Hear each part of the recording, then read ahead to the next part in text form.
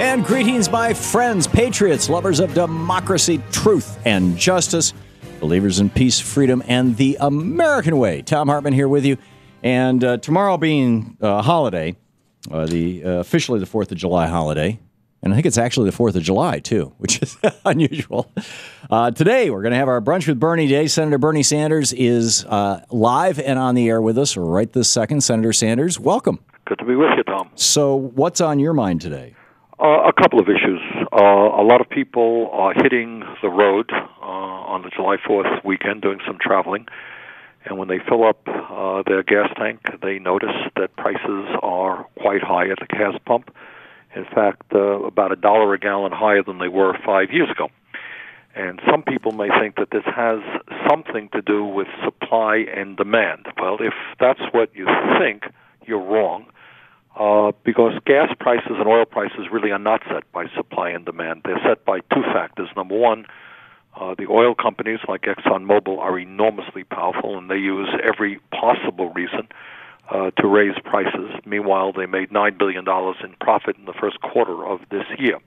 But the second and interesting factor as to why gas prices are $1 higher at the pump today than they were 5 years ago, despite the fact that there is today more supply than 5 years ago, and despite the fact that there is less demand than 5 years ago, has a lot to do with Wall Street speculation on the oil futures market.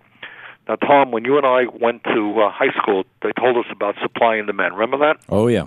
That interesting formulation which says that when you got a whole lot of supply and less demand, prices should go down. Well, turns out that if you're dealing with price of gas at the pump, prices are going up about $1 a gallon more than they were 5 years ago.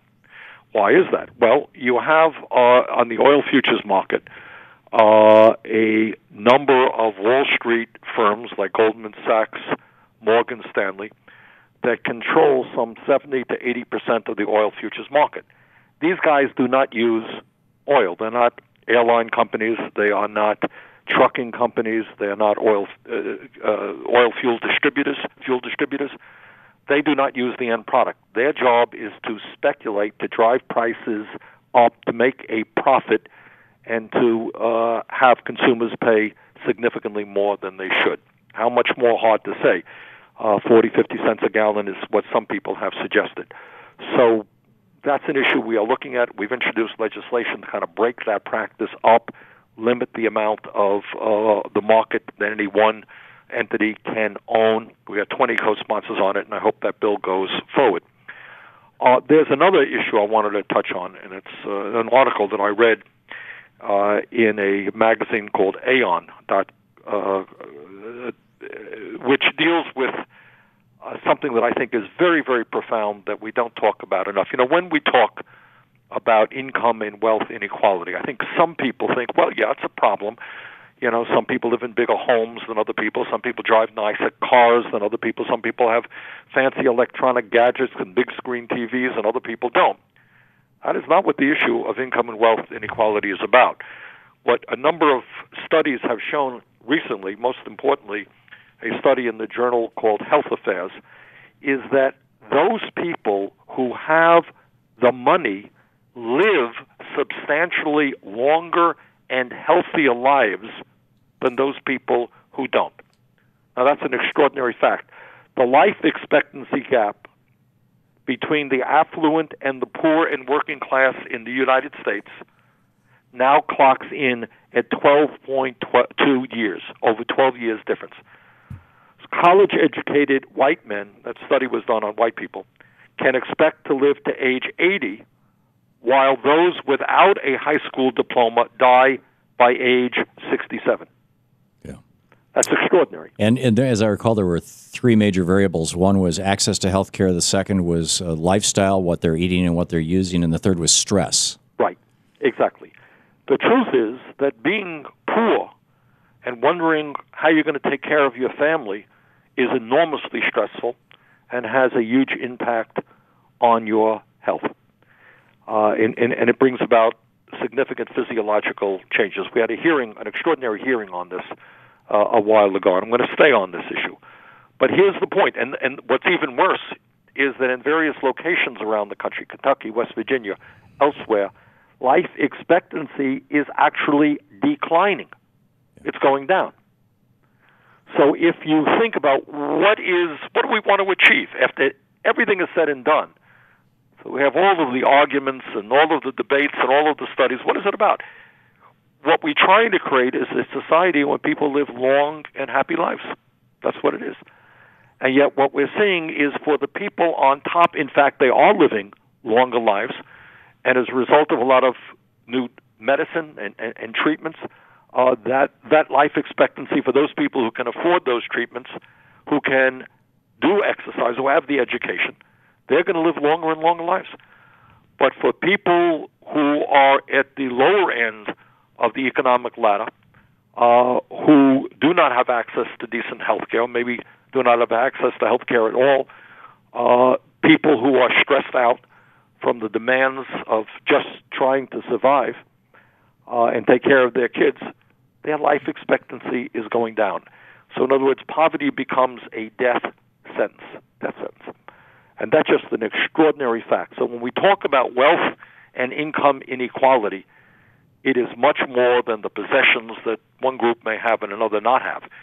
It is literally about how long we live and the quality of our life. And it's not only the people at the lower end of the economic ladder are dying younger, the quality of their lives, they're sicker a lot more. So this is very much a life and death issue. And the goal, obviously, is to create a society in which all of our people have the opportunity to live long and happy lives without the incredible stress that the current economic situation is causing for so many of our people. Yeah, it's extraordinary stuff. There's obviously, I think many listeners are aware of the fact that the Supreme Court once again ruled against women and workers this week. And to me, it is, again, beyond comprehension that by a 5-4 vote, the Supreme Court could say, yep, if I have a particular religious view, then I can deny women employees access to insured birth control. And, that to me is just extraordinarily bad ruling. It talks about the power that employers have over employees, in this case, women employees. And it if you carry that logic to its fullest extent, it just opens up a Pandora's box. If somebody, does not approve the gay lifestyle, for example, there are things you can do in terms of insurance. If somebody, is not concerned about AIDS, it means to say you can take out certain types of insurance, and on it goes. But it leads us to the conclusion that I have believed my entire life, that health care must be a right of all people, not just a whim of employers. And so you have right now not only this Supreme Court ruling, which is an attack on women's health rights, but it goes beyond that, and that is that you have some employers who provide good quality health care to their employees, others provide nothing, others provide poor health care which require a lot of co-payments and deductibles. We have got to move as a society in the direction of virtually every other major country on earth, and that is see health care as a right, not a privilege, not a whim of an employer, but a right of all of our people. Senator Bernie Sanders with us a day early. It's Thursday. He's live. It's our national town hall meeting with Senator Sanders. So if you'd like to talk to Bernie, give us a call right now. We'll be back with your calls for Senator Sanders right after this. This is the Thom Hartmann Program. And be sure to check out Bernie's website, sanders.senate.gov.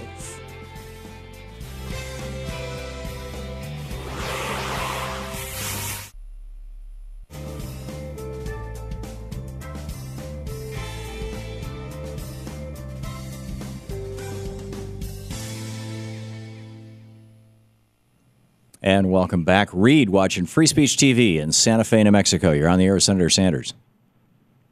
Hi. My question is about reforming corporate limited liability so that if, say, somebody's disfigured by badly tested pharmaceuticals, killed on an oil rig, that there is still criminal prosecution, that there should be no protection, right? If the company loses money, the principal's private wealth remains protected, that's fine. But could that be done in one fell swoop at the federal level? Or would all 50 states have to change their laws of incorporation? Well, I think if Reed, if you're talking about a company being convicted of criminal activity and harms a worker, should that company have to pay up and be charged with criminal responsibility? The answer is obviously yes. I think he's talking about piercing the corporate veil and actually putting some of the executives or the directors in prison. Yeah, eliminating that limitation of liability. When people commit crimes, they go to jail, even if they are. I know it doesn't happen terribly often in our society, but you know what? CEOs commit a lot of crimes, and they should be punished like anybody else. Yeah. Jesse in Miami, Florida, watching Free Speech TV on the Dish Satellite Network. You're on the air, Senator Sanders. Hi, Tom. Bernie. Hey, Mr. Obama's going outside the Congress now since he sees he can't get nothing through with the so-called AstroTurf party. So, Bernie, what is the alternative for your progressive individual congressmen people could do, do like Obama? What can you do individually to try to go outside Congress? Well, Jesse, that's a great question. Thank you. I have been critical of the president because I think it took him too long to recognize that in the Republican Party you have a group of people who really are not interested in compromise, who are not interested in passing legislation, but who are primarily interested in obstruction and not doing anything. And I think the president finally has caught on to that. It took him too many years to, but he did. And the way we can win victories is by rallying the American people around issue after issue where we are in the vast majority. So, for example, just as an example, what we have got to do is give the Republicans an offer that they really can't refuse in terms of issues like the minimum wage, where the overwhelming majority of Americans understand that the current federal minimum wage of $7.25 an hour is not a minimum wage, it's a starvation wage, and that has got to be raised to at least $10.10, and I would go further than that. So the way you win that is not by doing negotiations in back rooms on Capitol Hill. The way you do that is to rally the American people, whether it is demonstrations or letter writing or telephone calls, to demand that Republicans support raising the minimum wage. And if not, they're not going to get reelected.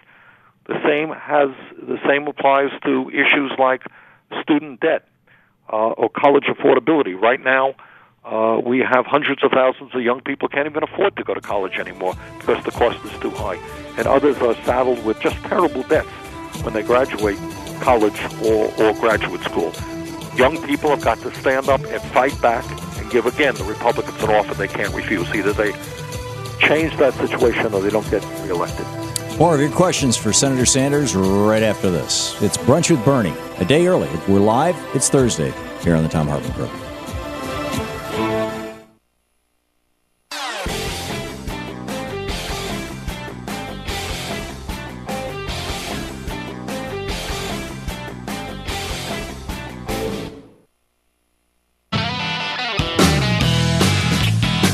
Welcome back to the place where despair is not an option, the Thom Hartmann Program. We're doing our Brunch with Bernie a day early because tomorrow's the 4th of July, and today is Thursday the 3rd. We are live with Senator Sanders, taking your calls in our national town hall meeting. Be sure to check out Bernie's website at sanders.senate.gov. And Charles in Mandeville, Louisiana, you're on the air with Senator Sanders.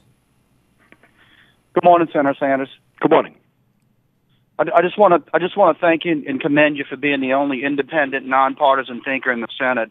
And I think it's pretty ridiculous that that's the case. But thank you so much for fitting into that mold. My question is for you is, and it's based on some of the statements that you made earlier, which make complete sense to me, is because the last two wars we've been involved with seem to be geopolitically wrapped around countries that are important to big oil interests, should there be some kind of federal regulation on the pricing and as you said, the pit trading and commodities trading of oil, since we send our young men and women into these countries to die, essentially for big oil interests. Well, Charles, thanks for the question. And I think what you are, maybe touching on is the fact is that some of my Republican colleagues talk about the need for more oil and more oil, more oil. Meanwhile, of course, they are forgetting about the reality of climate change and the devastating impact that climate change is having already and will have in the future on our planet. But their argument is, well, the more oil you have, it's going to be good for the economy because it will provide lower prices. And the answer is, as I mentioned earlier in this program, is that right now our supply of oil is in the United States greater than it was 5 years ago. Demand is somewhat lower than it was 5 years ago, and the price of gas at the pump is over $1 a gallon higher. So this has nothing to do with supply and demand. It has a lot to do with the greed of the oil companies and a lot to do with the speculation of Wall Street companies on the oil futures market. I think what we need to do is bring transparency to the entire energy industry. And if we do that, if we have a oil futures market which is catering to the needs of those people who use oil rather than those who are speculating, if you have some real competition among oil companies and not a few companies dominating the oil industry, I think you will see a substantial reduction in the price of oil. Meanwhile, of course, our goal has got to be, if we're serious about dealing with the planetary crisis of climate change, we've got to transform our energy system away from fossil fuel. But short-term transparency and competition will bring down prices significantly for the consumer. Might one way to do that, Senator, be to change the commodity trading rules so that only qualified counterparties can trade in commodities. In other words, only people who actually produce oil or consume oil can buy or sell futures of oil. Yeah, I think that's a good suggestion, and that's something that we are looking at. But the bottom line is that when you have folks dominating the oil futures market who have nothing to do with the use of oil, right. They're not trucking companies, they're not airlines, they're just speculators. Clearly that is driving the prices up to a very artificially high level. Rich in Philadelphia, Pennsylvania. You're on the air with Senator Sanders. Hi, Senator Sanders. Hey, Thom Hartmann. Hey. First of all, I'd like to thank you guys for what you do. It's really important that you're getting the message out for middle-class people. I just have a question for Senator Sanders in particular. Well, first of all, I hope he runs for president. If Hillary doesn't, he's got my vote if he runs for president. So my question to Senator Sanders is, I've seen a lot of YouTube videos of you talking to Ben Bernanke about ending too big to fail. You know, Ben Bernanke, right. The Federal Reserve Chairman. And he kind of dances around the issue. He doesn't give you an exact answer of when they're going to end too big to fail, because from what I've read, the big banks have gotten even bigger. Yes. They're all involved in these interest rate derivatives. So my concern is, like, the Fed talks about raising interest rates, and I don't think they can because they're going to destroy the interest rate derivatives market. So my question is, when is too big to fail going to end, and when is the Fed going to be audited? Thanks. Okay. Well, in terms of your latter question, the legislation, the amendment that I got passed as part of Dodd-Frank did for the very first time a partial audit of the Fed it audited the Fed during the financial crisis. And Rich, what we learned from that audit was rather extraordinary, and that is that the Fed provided $16 trillion in zero or low interest loans in a revolving loan fund. The money went out and came back to virtually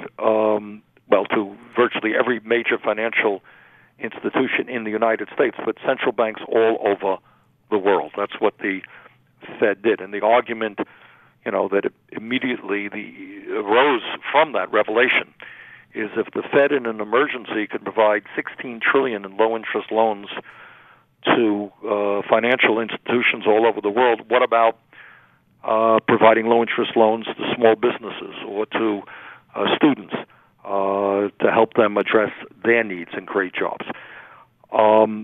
The broader issue of too big to fail is that you're right. I believe 5 out of the largest 6 financial institutions in the country are now larger today than they were before we bailed them out because they were too big to fail. So you have the absurd situation. They were bailed out because they're too big to fail, and now almost all of them are bigger than they were then. I think we should be very worried about this for a couple of reasons. Number one, I think it is absolutely possible that we will once again be in a situation where these banks are so huge, and if a financial collapse occurs, they will have to be bailed out again to even a greater extent and more money than we did in 2009. Second of all, I was just reading a little bit about Teddy Roosevelt and William Howard Taft. Forget the too big to fail issue, but just understand that the six largest financial institutions have assets equivalent to $9 trillion. $9 trillion, which is equivalent to two-thirds of the GDP of the United States of America.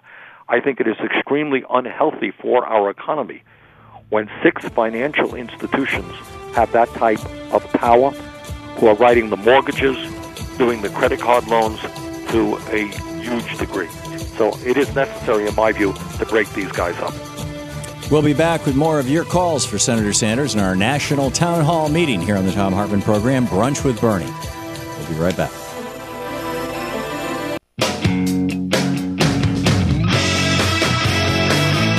It's Talk Media for the rest of us, the Thom Hartmann Program. By the way, welcome to our newest radio affiliate, WBKE 89.5 FM in North Manchester, Indiana. And thank you for picking up our show. Senator Sanders, you're still with us? I am right here. Okay, great. Let's pick up the next phone call here. Larry in Tucson, Arizona. You're on the air with Senator Sanders. Thank you both for having me on. Senator Sanders, I know that you're one of the heads of our Veterans Affairs, and this system is working very poorly, not just to get medical care, but to provide psychological care and employment training and employment.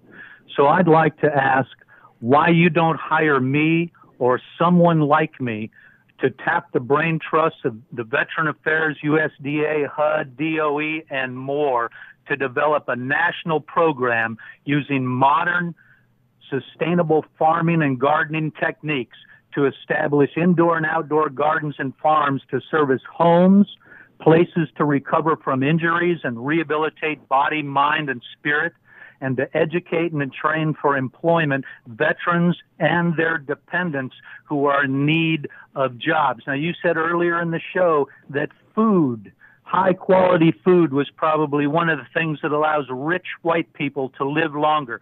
Well, I can tell you veterans and veterans in hospital are not eating high-quality food.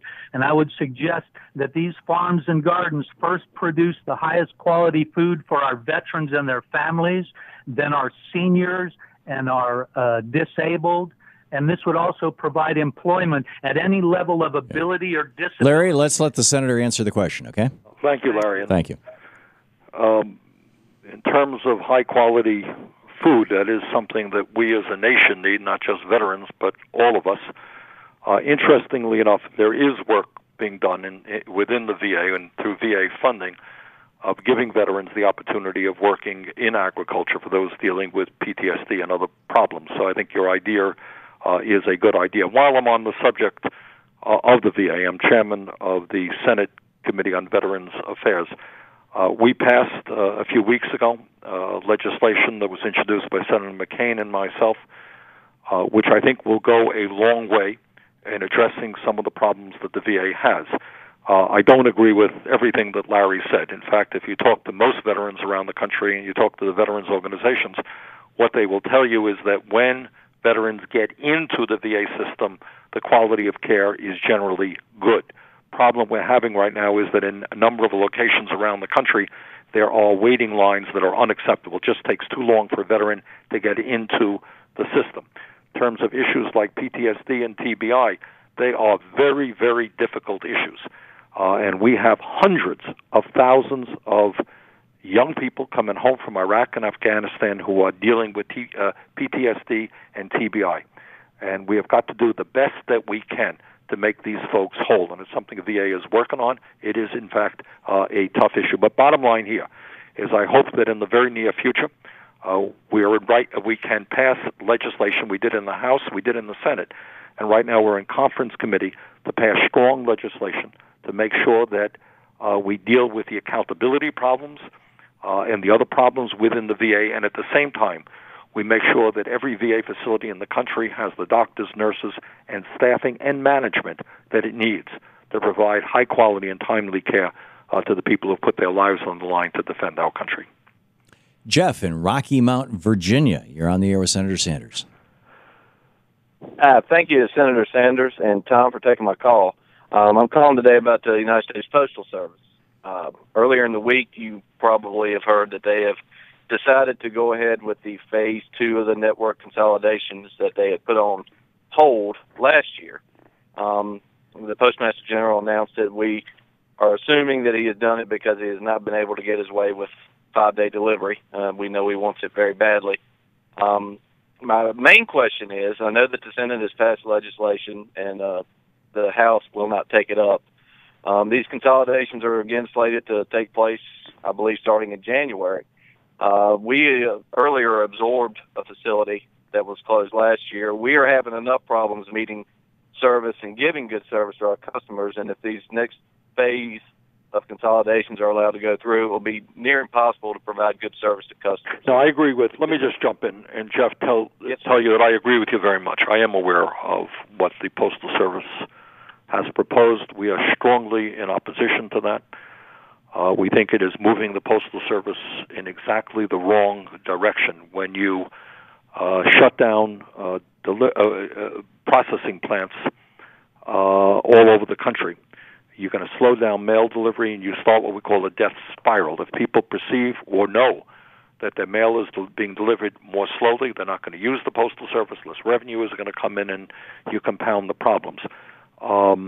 We have introduced legislation that has a whole lot of co-sponsors. We're working with the National Association of Letter Carriers and the American Postal Union and the other unions to do everything that we can to make sure that the Postal Service may remain strong and vibrant, that people get their mail in a timely manner, that we maintain Saturday mail service. And here's the main point that listeners have got to understand. When you pick up a newspaper and they tell you that the Postal Service is losing billions of dollars a year, what you should understand is that all of that loss is attributable to a Bush administration decision to demand that health retiree benefits for future postal workers be paid out over 75 years of those benefits are paid out over a 10-year period, and that amounts to about $5.5 billion a year. If you exclude that onerous provision, unprecedented in the United States and, in fact, in the world, no other entity has that kind of burden for future health benefits. If you exclude that, the Postal Service this year will make about $1 billion in profit. So we are working on ways to push back against that idea of cutting back on the processing plants and at the same time strengthen the Postal Service so they could be a 21st century operation, protect the needs of consumers and make money. Sharon in Bellingham, Washington. You're on the air with Senator Sanders. Hi, thank you for taking my call. Senator Sanders, I would love to see somebody like you. I don't know actually if I do because you'd probably get so beat up. But somebody of your ethics and morality, whether it's you or anyone else, become the next president of the United States.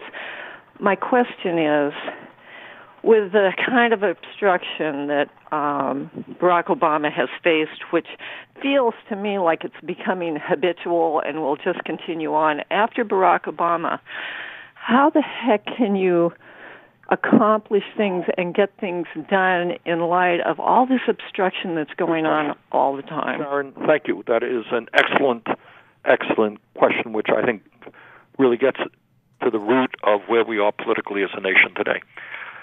Sharon is absolutely correct. The Republican Party in Washington has made a decision. They made it just after Obama became elected that they were going to do everything they could to obstruct any progress being made. And despite that, by the way, we should all, and I know Americans have short memories, Sharon, but we should not forget.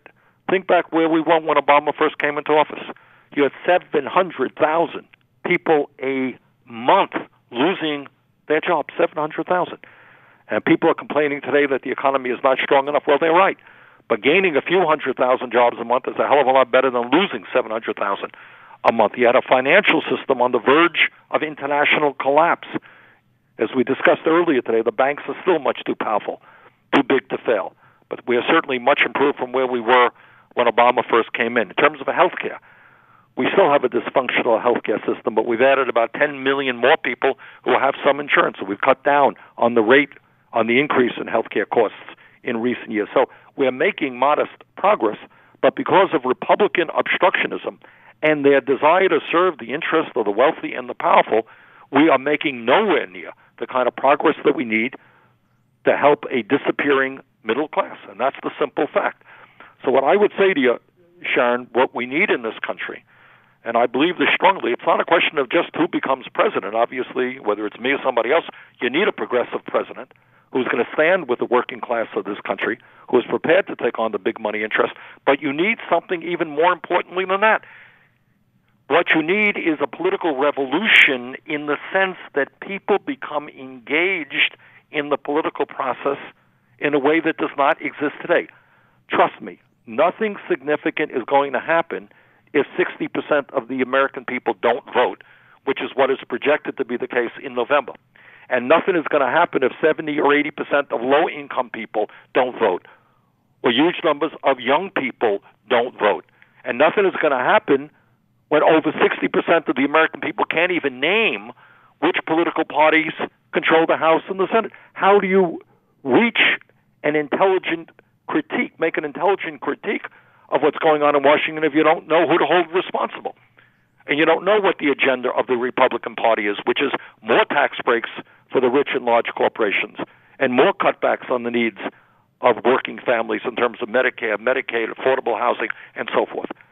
So we need a political revolution in which millions of people are engaged in the political process, are prepared to stand up and fight for themselves and their kids, and are telling Washington that they do understand what's going on and they're not going to take it, and they're going to fight back.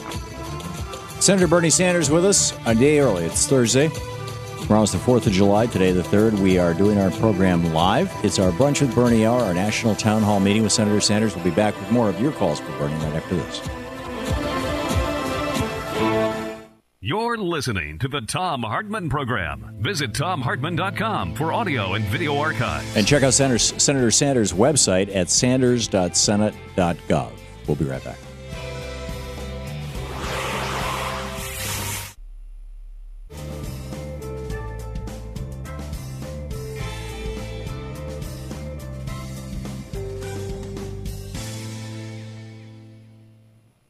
And welcome back. Lori, Lori, I don't have a city or state for you. Where are you located? Philadelphia, Pennsylvania. Oh, great. In Philadelphia. You're on the air with Senator Sanders. Thank you. Good morning, Senator Sanders. Okay, I want to ask a question about a group of people that are never mentioned. We're low-wage workers, but we're highly educated, and that is adjunct professors. We work on a 3-month basis without any kind of assurance for anything, without any kind of benefits. I've been working for 13 years, and I earn exactly the same as I did when I started. But my student loan went up from $74,000 when I graduated to $76,000 now. Is that after all of those years paying the interest on the loan? Yes. Because I can never pay the full amount since I earned so very little at the university. But this group is never mentioned. Nobody ever hears about it. We hear about low-wage workers as people without education. Right. At my university, there's at least 1,000 adjunct professors. I went back to school when I was old, so that it's no big deal for me to have low wages. But some of these young people have families, have young families, and they go from university to university because they're only allowed to teach 2 classes in each university. And to earn enough money, they go to various universities. When you're teaching 4 or 6 classes, it's absolutely impossible for you to teach properly. Lori, thanks very much for the question. And, you touch on a number of issues. I am familiar with that situation. And what universities are doing to cut their costs are hiring adjunct professors, paying them extremely low wages, rather than hiring full-time professors through a tenure track. And as Laurie indicates, it impacts the quality of education that people in universities receive. And you have a lot of young people out there who just don't have the income to start families. I know there has been an effort in various parts of the country to organize adjunct professors into a union to fight for their rights. In some cases, I think they've had some success. But Laurie, you're right. Low-wage workers, in your case, are not just people doing menial low-wage work, entry-level work. These are some of the best educated people in this country, and that's pretty pathetic that people at that educational level can't earn a living wage.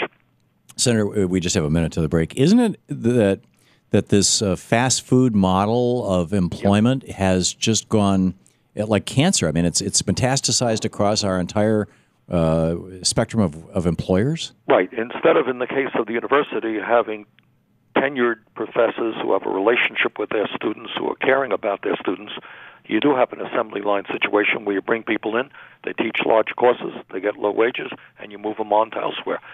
Not a very good educational model to my mind.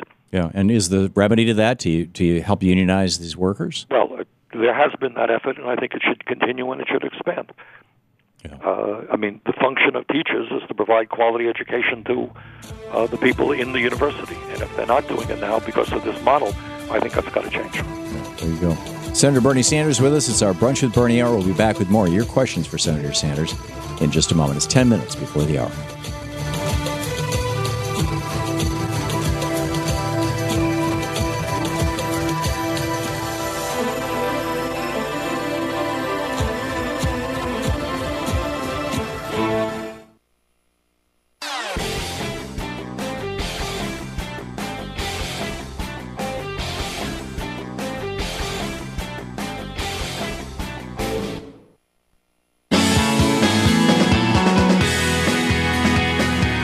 It's the Thom Hartmann Program, our Brunch with Bernie hour, a day early on Thursday. Senator Sanders with us, and Jay in Alta, Wyoming. You are on the air with Senator Sanders.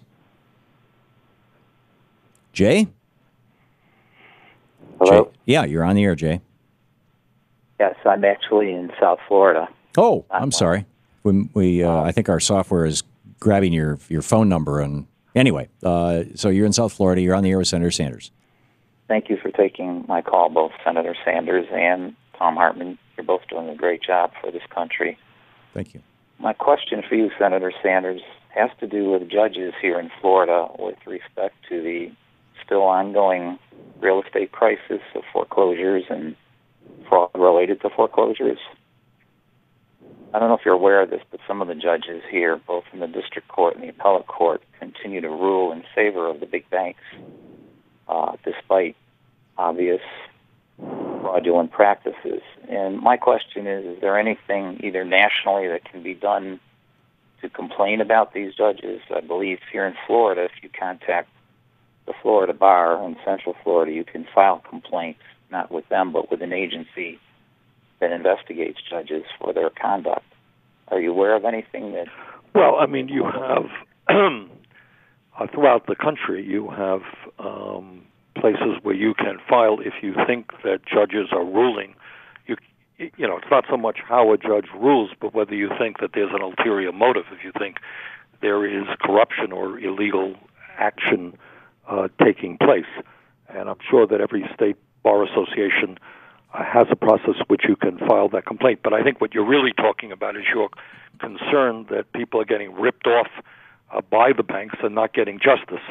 And probably what we need to do is strengthen the law on that, in addition to look at what a judge may or may not be doing. Okay. Les in Mount Horeb, Wisconsin. You're on the air with Senator Sanders.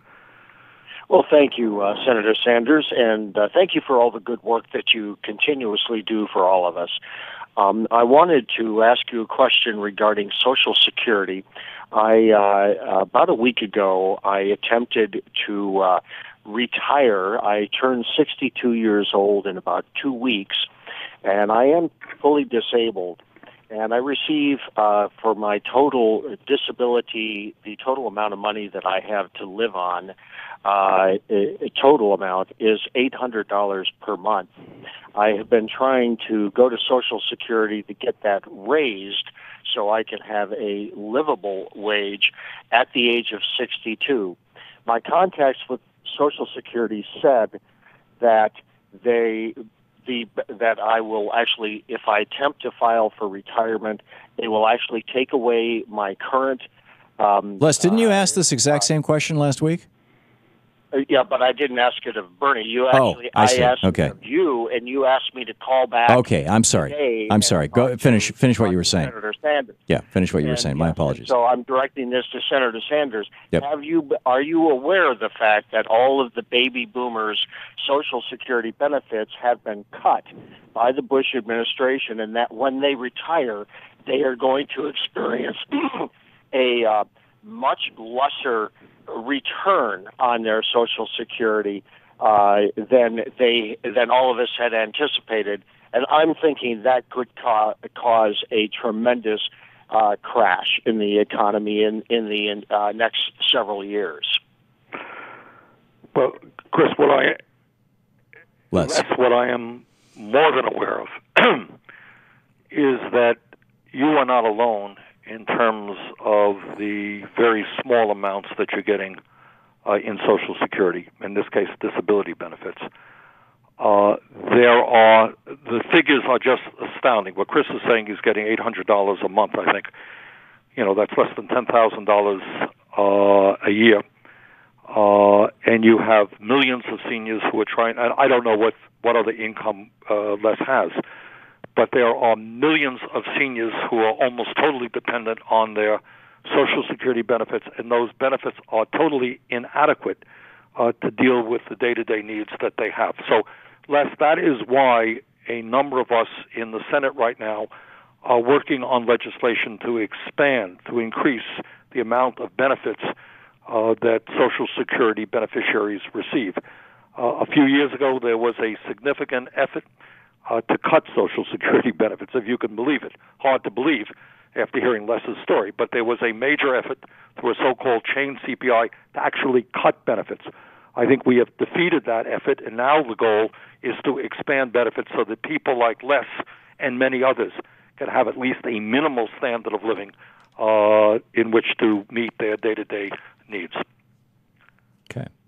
Steve in Chicago. We have 2 minutes, by the way. Steve, a real quick question for Bernie, please. Yes, about a couple of points.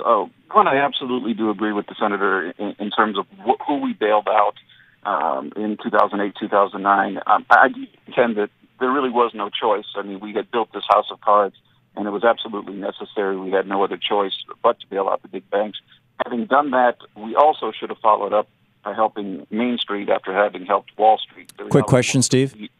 And beyond that, with regard to the question of oil, I think the senator is absolutely correct. Okay. I mean, this notion that Steve, I'm sorry, I'm going to have to cut you off. We only have about 50 seconds left. Senator, you want to address either of those issues or just talk about the rest of the week? Well, I want to get back to the Wall Street issue, which was raised by a couple of callers today. Two major issues. Does it make sense that the major banks today are larger than they were before we bailed them out because they were, quote-unquote, too big to fail? No, that does not make sense to me. Second point, we have to remember what folks like Teddy Roosevelt and William Howard Taft did 100 years ago. And they said that when entities are so huge that they strangle competition, that they exert enormous power over the economy, and that's certainly the case of Wall Street today, where the six largest financial institutions have assets equivalent to 70%, to over 60% of the GDP of this country, and write most of the credit cards and most of the mortgages. We have got to break these banks up and create a much more competitive financial system than we have right now. There you go. Senator Sanders, thanks so much for the great work you're doing in the U.S. Senate and for being on this program every Friday. Let me wish everybody a very happy weekend. Yes, indeed. Happy 4th of July to you too, sir. Thank you. We'll be back. Anything Goes Thursday today, right after this.